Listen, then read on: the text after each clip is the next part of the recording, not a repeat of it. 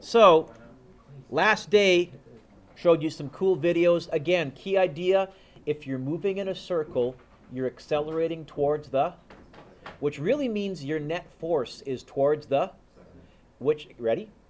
Means that when we go winner minus loser, the winner is pointing always towards the center, which is very different from some of the other free body diagrams that we've done. Whenever we're going winner minus loser, who's winning? Whatever's pointing towards the middle is winning.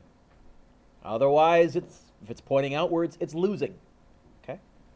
I gave you the equation where v equals the speed of the object, r equals the radius of the circle. We said that centripetal acceleration is v squared over r, and I guess that also means that centripetal force is mac is mv squared over r. Most common mistake, Nick, because the acceleration equation has stuff in it, kids forget to multiply by m to get the force. The number of times I see kids go F equals v squared over r. No, F is still ma. It's just that our a has changed. Oh, and we can actually take it one step further. So when you're moving around in a circle, we can actually talk about your centripetal speed, your circular speed. I'm going to leave the vector off again because the direction, Mitch, is always tangent to the radius wherever you are in the circle.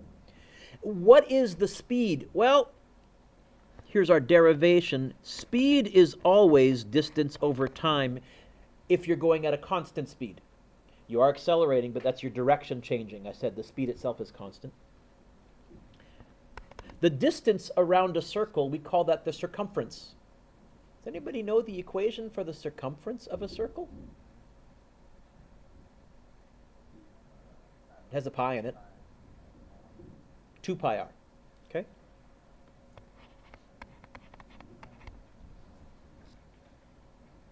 Okay. Oh, we got someone coming in. Oh, he made it. Does he have a note? Let's see. So 2 pi r, that's once around the circle, that's the circumference. I think that equation is actually on your purple sheet somewhere, or your yellow sheet, sorry, purple in Physics 11, on your formula sheet somewhere, where the quadratic and the Pythagoras, I think it's there. And then the time to go once around the circle, we call the period, and we symbolize that with a capital T, which means that centripetal speed is 2 pi r over the period, and centripetal velocity is 2 pi r over the period direction tangent to the radius, perpendicular to the radius. I don't think that's on your formula sheet. I've just can you look under circular motion? It has the a equals v squared over r. Yes, Dale? I don't think so. Yeah, it does. It has a equals v squared over r. Yeah. Okay, and then it has another version of a, which we're going to get to, but it doesn't, I don't think, have, does it have v equals 2 pi r over the period anywhere in that section? I just showed you how to derive it. It's distance over time. You will need to know it. Okay? So, if you want to know how fast you're traveling around in a circle, get the radius, time how long to go around once, that's the period, and it's 2 times pi times the radius divided by how long it took to go around once. When we do our Playland physics field trip, which I have booked, by the way, it's all ready to go. We'll talk about it as we get closer. It's going to be the first week of May. A great one to calculate your speed is the ride, the Revelation, that great big one that goes in a circle. You can actually, using a bit of trig, get the radius. You can actually, with a stopwatch, get the period, and it's quite spectacularly impressive how fast you're traveling on that ride. I won't spoil the answer. A concept closely related to period is the frequency. So the period is how many seconds to go around once.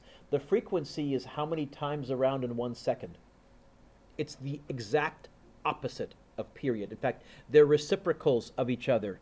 The period is how many seconds to go around in 1 cycle. The frequency is how many cycles to go around in 1 second. If you know the period, you know the frequency. If you know the frequency, you know the period. We actually say this. The period is 1 over the frequency, or the frequency is 1 over the period. I think that's on your formulas sheet. Yeah? In that section there somewhere? Yeah. Period, we measure in seconds. Frequency we measure in cycles per second, but that has a special name. Frequency is measured in hertz, or the abbreviation HZ. Okay. So if something is oscillating at 50 hertz, what you're really saying is it's making 50 circles a second. There is another way to measure period. It's not the metric SI way, and that's RPM, revolutions per minute. That's the imperial system, and that's revolutions per minute. Wait a minute. How many seconds are in a minute? It's really not that hard to go from revolutions per minute to revolutions per second. Do a bit of math. Okay. Example 6. Ready? Got to think about how things move in a circle. An object is moving at 4 meters per second in, what 3 words did I underline? Okay, that's what we're going to look at. What that means is that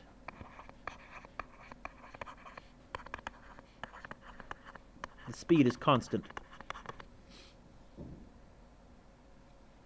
It accelerates at 2 meters per second squared for 3 seconds. A says, and by the way, there's a lovely picture of the directions. So there are the directions of the velocity and the acceleration. That's a nice picture. What's the final speed of the object?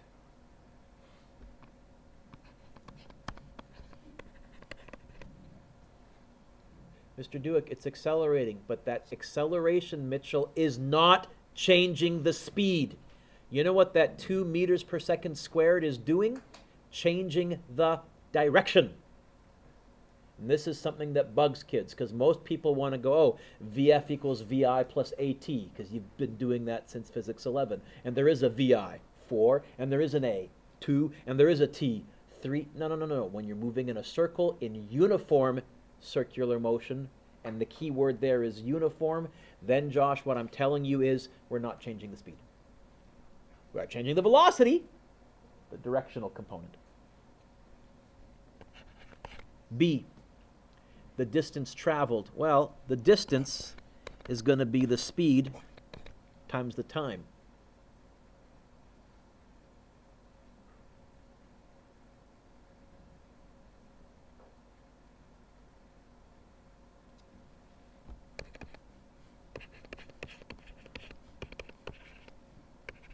That easy.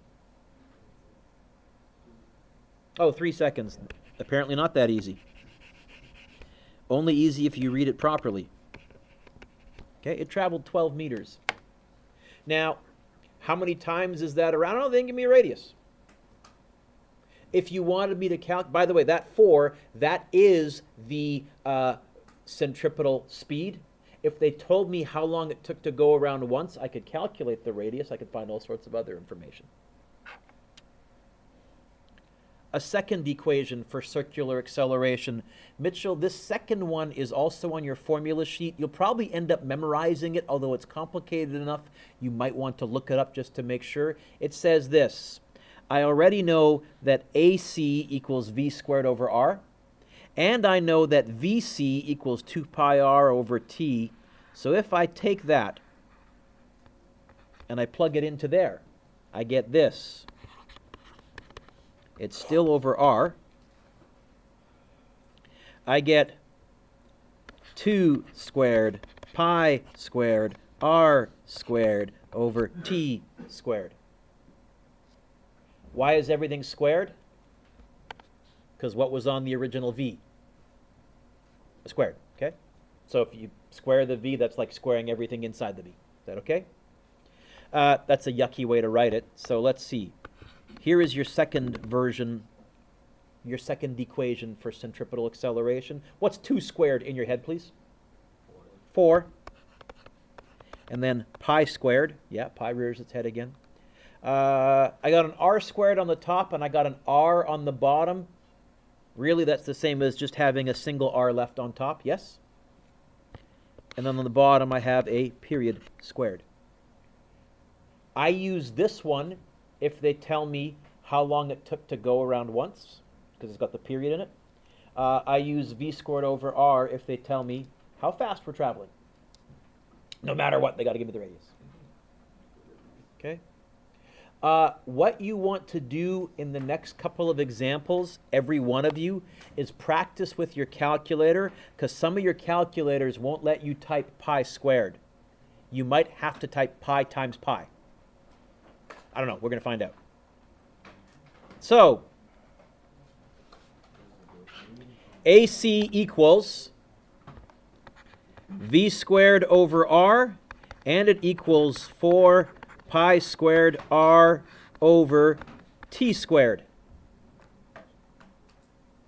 where t equals 1 over the frequency, if they happen to give you that. Okay? But it also equals time for one cycle, one circle. Period is how long to go around once. T is period. R is the radius of the circle.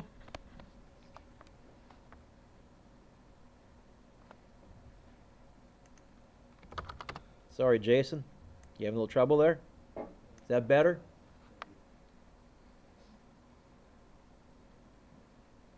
So, period is 1 over the frequency if they give it to you in hertz. Or if they tell it to you in seconds, it's the time to go around once. This is the easiest one to find at Playland, by the way. It's really easy to stopwatch time how long it takes the Ferris wheel to go around once, or how long it takes the wave swinger to go around once. That's really easy to get. That's the one we'll end up using the most in quote-unquote real life. The radius you can often get at Playland by doing a bit of trig, or even by standing next to the ride, in line with the ride, and just pacing it out. Oh, I'll stand next to the wave swinger, and I'll line my body up dead center, and I'll keep walking forwards until I'm exactly level with the edge. How many steps did I take? Each step's about a meter. That's, you know what, that's the radius. Easy way to get it. Oh, and V, and really we're talking here the centripetal speed. That is distance over time.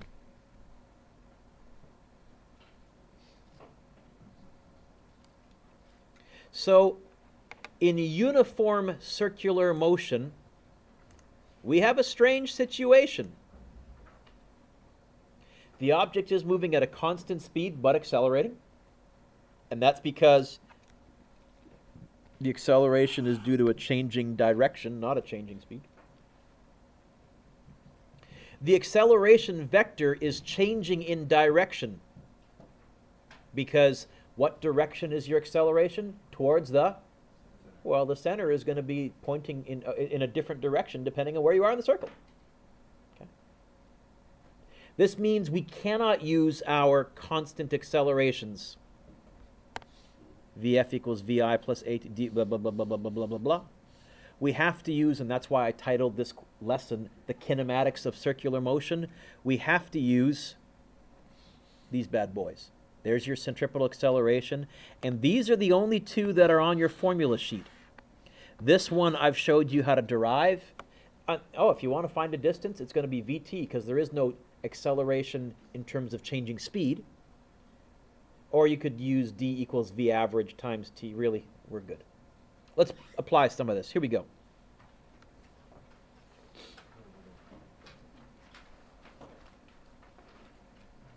The Earth is currently rotating. It is. Imagine that through some cosmic catastrophe, the Earth instantly stopped rotating. But those of us on the Earth maintained our centripetal velocity. We would all go flying into a wall due to our inertia. First question, which wall, north, south, east, or west?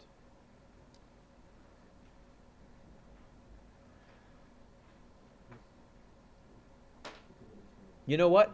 Once again, this is a chance for us to vote. Once again, how high you hold your hand up is how sure you are of the answer. Who says, Mr. Dewick, we'd go flying into the north wall? The south wall? Okay, so you've reasoned that part of things, yes? No, we were going East wall. West wall. Convince me.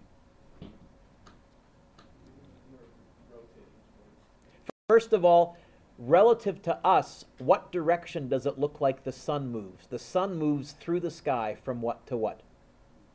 East to west. Now, is that what's really happening? No. The reason it looks like the sun moves from east to west is because we are spinning in the opposite direction, right? So that's west. My left, your right. That's east. So let's think about this here then. That's west. The sun looks like it moves this way. That's because the earth must be moving this way. And if the earth came to us, all of us right now have a fairly significant velocity in that direction. In that direction, do we not? So if we stopped, we'd fly into that wall, which is which wall?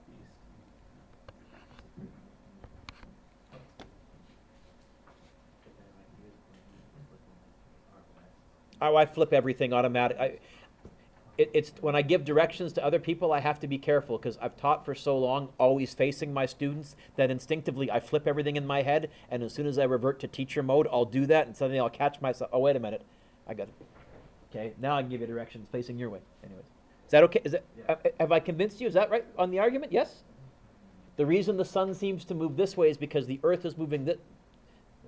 So, for you guys, the reason the sun seems to move towards your left, towards your right, is because the earth is spinning towards your left. And what direction is towards your left? West. No. East. Right? That way is east for you guys, yes? Vancouver's that way, Vancouver's west. Is that okay? How fast would you go? Yeah. Josh? That's north. South. East. West. Yes? Vancouver's that way. Right? I got my bearings right in this room. So we'd go flying into the east wall. And by the way, none of us would survive the impact. How do I know? Well, this leads to the next question. How fast would people at the equator go flying into the wall? What's this question asking me to find? Okay. And in fact, I'm going to argue it's asking me to find a centripetal velocity. Okay. Well, centripetal velocity is 2 pi r over the period. I know the period of the Earth. No need to look that up. How long does it take for the Earth to go around once? Please, God, in hours. Okay, so we need to convert 24 hours, and then if I times by 60, that's minutes, and if I times by 60, that's seconds. Yes?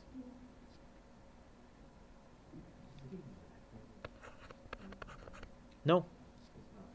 It actually, the Earth wobbles a tiny bit, and so it actually varies a little bit as the year progresses. Sometimes it's a teeny tiny bit longer, sometimes it's a teeny tiny bit shorter, but we'll come back to that. 2 pi, you know what? On your formula sheet, this unit is when you're going to be using the page that has all those constants. It's got the mass of the Earth, mass of the sun, radius. What's the radius of the Earth?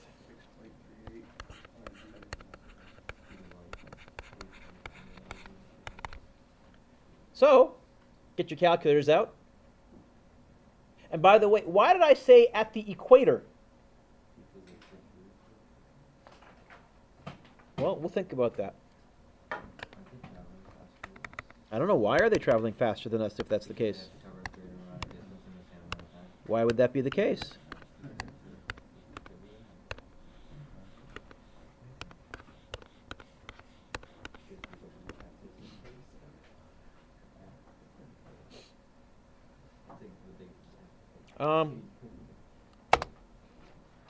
You get 464 meters a second.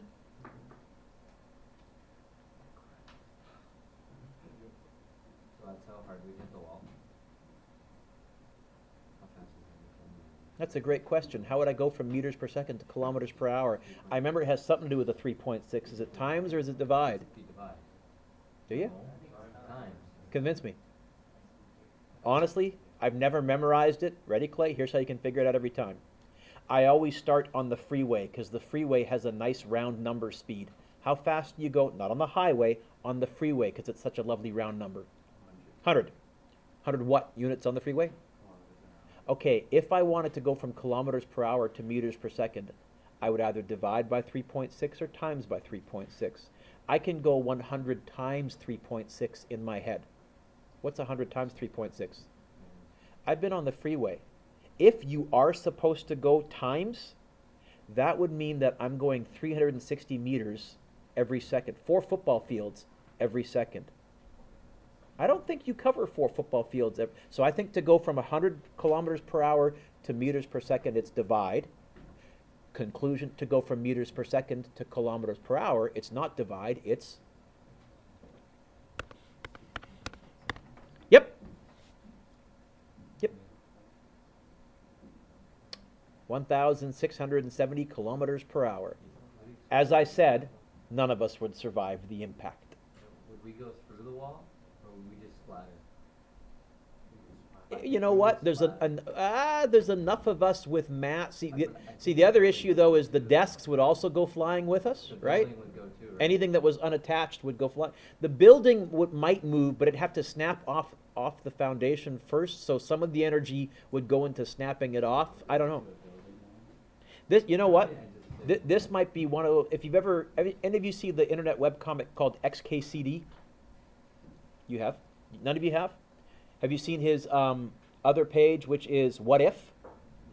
Okay, he writes Randall Munro has a physics background. He writes a lovely page called What If. I'll show you some questions. This would be a great what if question because these are the questions where he will dive completely into all of the physics. The first one that he did was, what if a pitcher pitched a ball at light speed? What would actually happen if you could? And he went into all of the physics. What if could you build a skyscraper that could reach the moon? Could the Earth even support that much mass? Oh, could you build a skyscraper that was 1,000,000 stories high? In fact, that was the question a little 3-year-old girl asked. Could you build a skyscraper? Because to her, 1,000,000 is the biggest number. And he'll totally go into it. It's a great website. In fact, I even bought his book. Anyways, let's write down our answer here. 464 meters per second, or what was it? 1,000.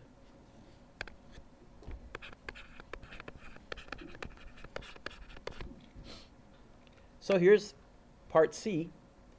Where on Earth would your preferred location be if such a disaster were to occur? Ah, look at that. I'd like to calculate that if you were saying 10 years away from me. It's actually not that hard. Somewhere, I think I was at a conference, and the brain teaser question was, here on the 49th parallel, because we're close to the border, how much slower are we traveling than the people on the equator? Turns out you can solve it with basic cross-multiplying in high school trig. You have to be clever. It took me a while, but then I knew the answer was supposed to be smaller, so there was a built-in error check. I knew the answer wasn't 0. Okay.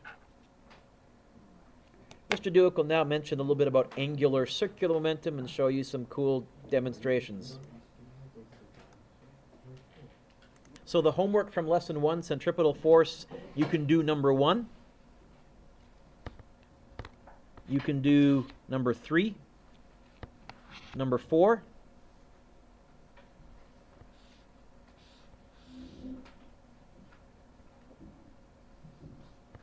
seven. I haven't taught you how to change RPM, revs per minute, to revs per second. I'm hoping you can kind of just figure to hertz. I'm hoping you just figure it out. 60 seconds in a minute. You're either going to times by 60 or divide by 60. I'll let you think about it. 8 is good. 9 is good. I'll pass on 10 for now. There you go.